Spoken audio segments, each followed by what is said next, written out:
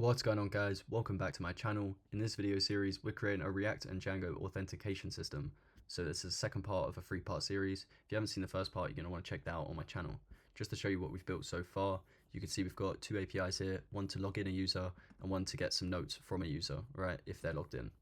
So if I call the login, you're going to see I'm going to get 2 tokens here. So an access token and a refresh token using some credentials we made in the first part. And if I grab that access key and then pass it into my authorization header, you see I get the notes for that user, okay? So in this part, what we're going to do is we're going to make our authentication much more secure by using cookies instead. So we're going to pass our tokens through cookies, and then we're also going to add registration API and a logout API, right? So to get started, basically, what we're doing is we're calling these 2 default classes, right, from simple JWT. We're calling these 2 classes, and we want to customize these so that we can add our own variation, so we can put them in cookies instead of just sending them to the front end. So if you look at the documentation here, you can basically make this as a parent class, and we can create our own class taking in this like standard class that they give us, right? So if I go to URLs and then I take what we import here, as we're passing in what we've already used. If you go to views, we're going to want to import these, and then create our new custom class, right? So custom, and we're using this, so custom token obtain pair view. And then we're going to take in this class as we're customizing it. What we're going to do is create a post request. Just going to take in self, like any Python function, and then request. We're going to take in arguments. We're going to take in keyword arguments. Now what we want to do is actually call this function, as if you remember from the first part, when we call this function, like we're calling here, we're basically getting these 2 tokens to return to us, and we want to grab these, right? So if we actually just call this, we can do that by put it in a response variable.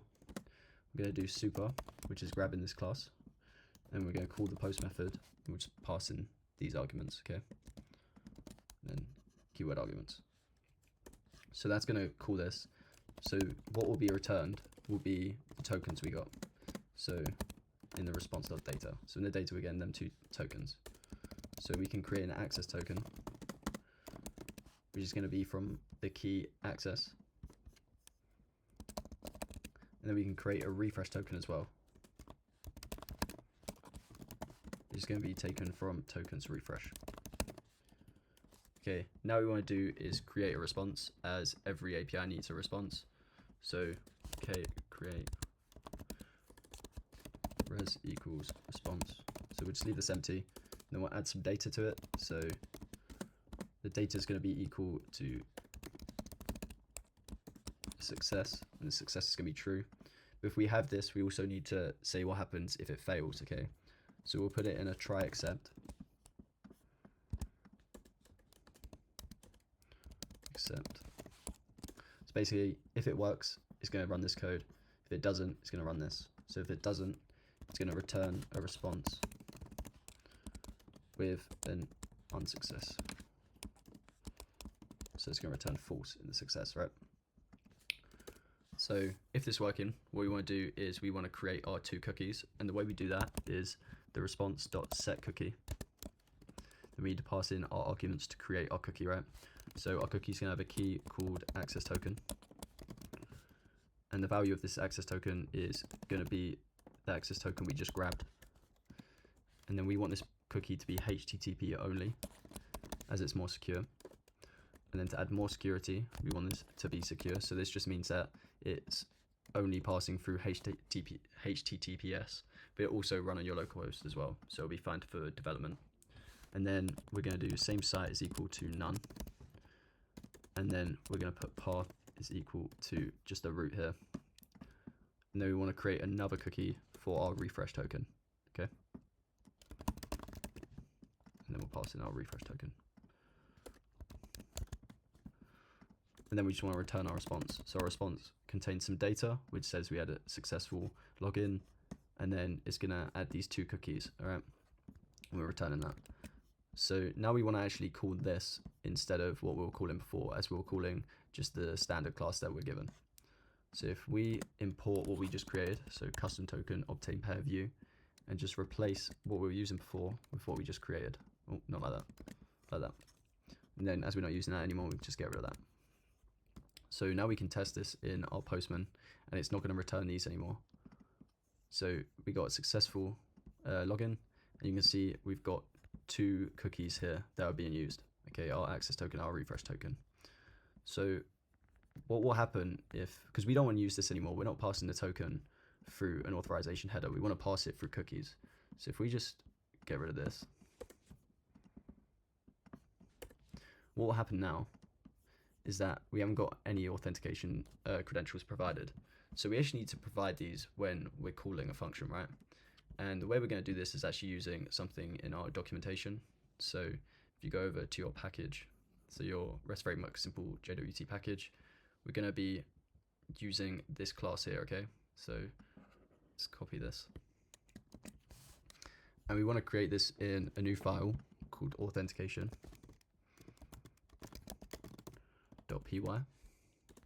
Okay. And then we'll just paste that. So from, we want to import JWT authentication, okay?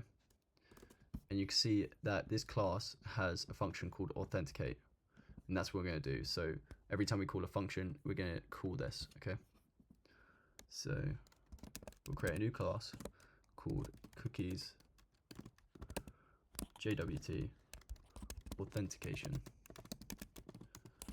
and then it's going to take this as a parent class, and then what we want to do is call the function authenticate. Don't want that. Okay, just get rid of these 2. So we've got this function authenticate, which is a subclass of that, a sub function of that. And then we want to grab our access token from our cookies.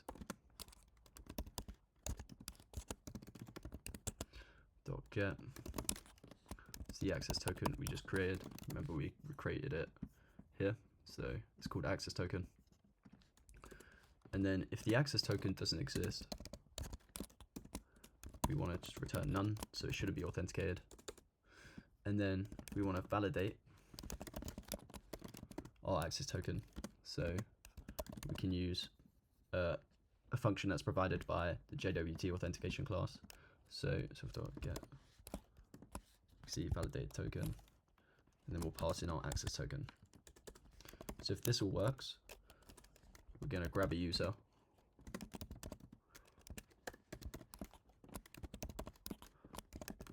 of our token, but if it doesn't,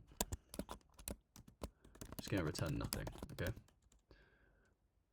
And then what we want to return if it did work is a tuple with user and validate token. As if you look at the documentation, this is what it should return, okay? So you can see it should return it here. So we should get a user and a token. So what we need to do now is actually call this. So let me just have a look here. So if we go over to our settings.py file, you want to look in your REST framework. At the moment, we're just calling JWT authentication. We want to actually call our cookies authentication class that we created here. So we're going to go into base, as it's in base, and then authentication, as it's in this file here, and then we called it cookies JWT authentication, okay? And basically, it's going to use this to authenticate instead of just looking at the access token we passed in the header, okay? So that should actually work now. So if we log in again, it's going to give us a new access token. If we log in now, you can see we get our ID for our notes for that user, okay? So what I want to do now is we've created our access token, right? Now what I want to do is actually create a custom refresh token. So scroll down here, I'm going to do custom refresh token. And what it's going to do is it's going to take in our refresh token. Just add view at the end here. We can do a very similar thing to what we did before. So we want to do a host request. Let's take in self request. It's going to take in arguments. It's going to take in some keyword arguments as well. Then we want to call this, right? So actually, before we call this, so let's just put in a try accept straight away. And then we'll return response. Okay. So in here, what we want to do before we actually call this, we want to grab our previous refresh token, okay? So the refresh token we have now is from our request dot cookies, just like we grabbed our access token before, dot get refresh token, okay? And then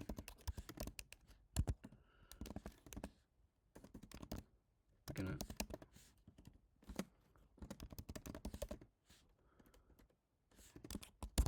set our request data, our refresh token, to this token we have now, okay? And then we're gonna then call the token refresh view here, okay? So super dot post.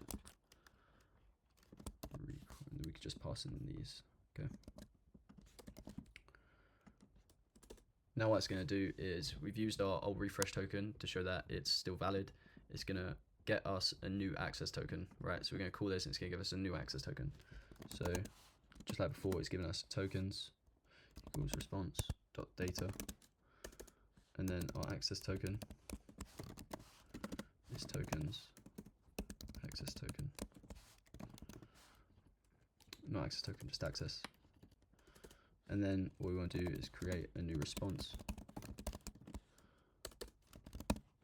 set our data so that refreshed is true, so it's all worked. That means we're gonna have to return refreshed as false if it didn't work. Sorry about that.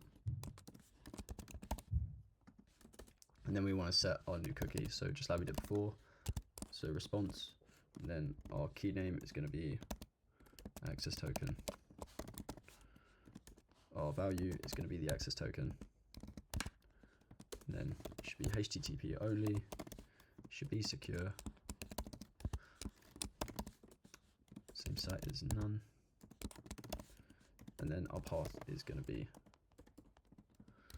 okay. And now if we go to our URLs and then change this for our custom refresh, now we can get rid of this entirely. Now what I want to do, so I'm going to log in. I'm going to create a new request. So we'll do token is at token refresh.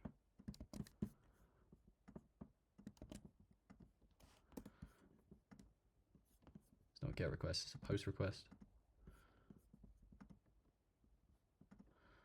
What's the error there? We'd actually return a response, so we didn't actually return a response here. So we need to return res. Now that should work. So if I log in, then get this refresh token, and you can see it actually is refreshed. It's going to pass them that access token to be the new cookie token, okay? So with the new tokens customized, what I want to do now is create a logout function. So if I do @API view, it's going to be post request. Do def logout. It's going to take in a request. Okay, so I'm going to put in a try and accept.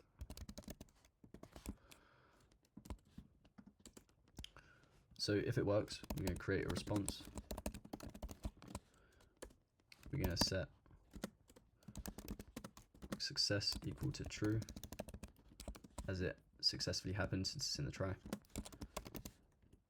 And now we want to do response.delete cookie, and then we're just going to grab the cookie. So we're going to delete the access token, which had a path of the root, and then the same site is equal to none. Okay, we're going to do the same thing, just copy and paste that for our refresh token as well. And that should delete the 2 cookies, right? And then we'll return a response. And then if that didn't work, then we return response. Success was false. Okay, and now we can actually call this. So if I go into Postman again, create a new request, we'll call it Logout. What we need to actually do is call this function. So we'll do path Logout, and it's gonna call our new function. So if we go to Postman again, then we're going to do API Logout. So if we're logged in, we log out. Do it again, should be a post request. Then you can see we were actually logged out, and if we try and get the notes, you can see though they weren't provided. And if I log in, then we can get them. Okay, so that's log out, and then the next thing we want to do is create an is authenticated. So we want to check if the user is authenticated when we go to a new page. So if they're not, then they won't be able to access this page. If they are, they can access the page. So if you go back to your views, we're going to create another function. So do it here. Do API view is authenticated request. Basically what we want to do is set some permissions here.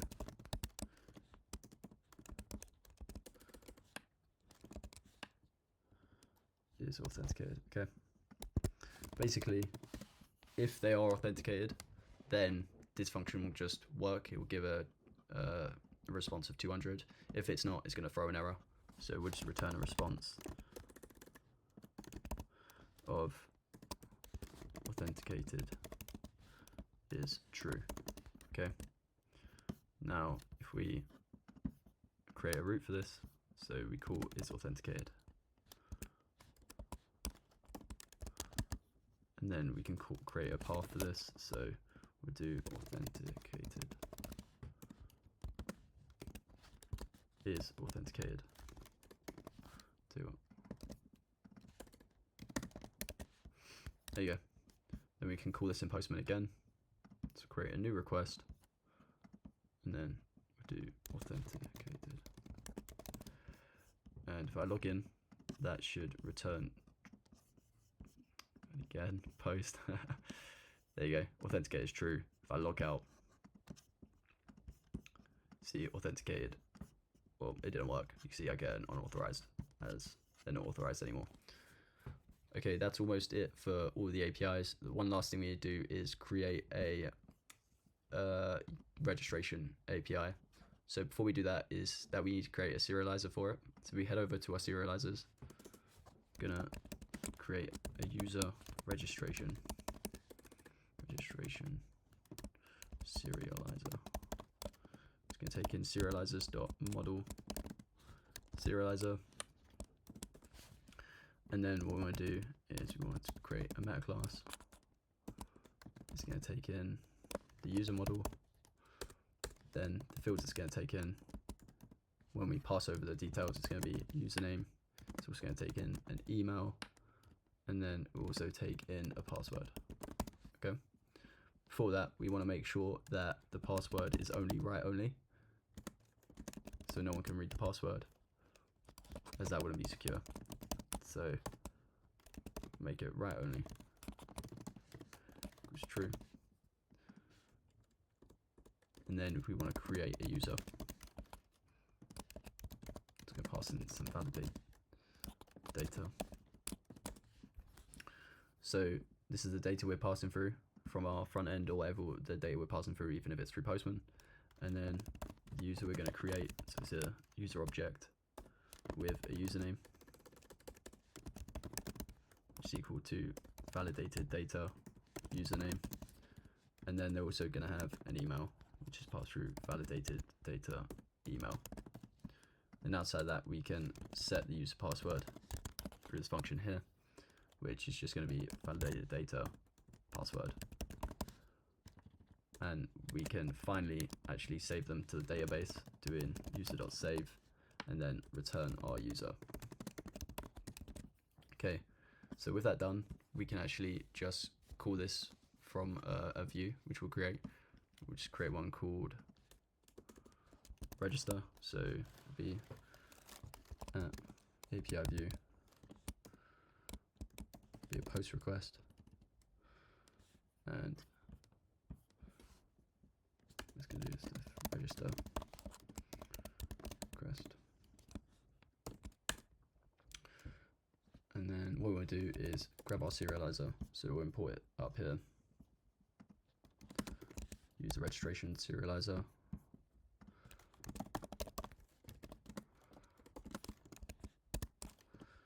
Just going to pass in our data. It's going to be the request.user.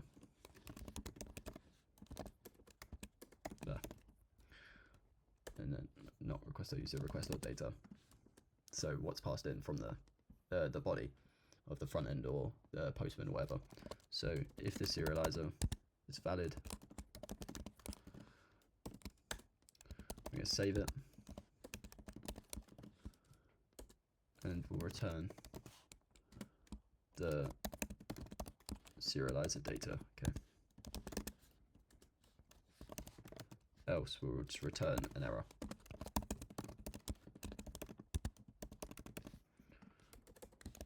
So that's the last function we need to create for all our APIs. We go over to our urls.py file, create a new path called register. If we call this register, and then we can have over back to Postman, create a final request for register, and then we need to give it a body. So we'll give it a username. We'll do Matt username, MattMakesCode, have an email of matt@email.com, and then a password of 123, and then don't know why that didn't work. Oh, I know. So what we need to do is we need to give the permissions. By default, it should be authenticated. So we need to allow any.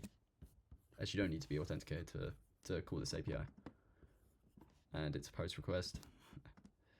And there you go. So it returns the data, and our user has been created. So if I log in, this was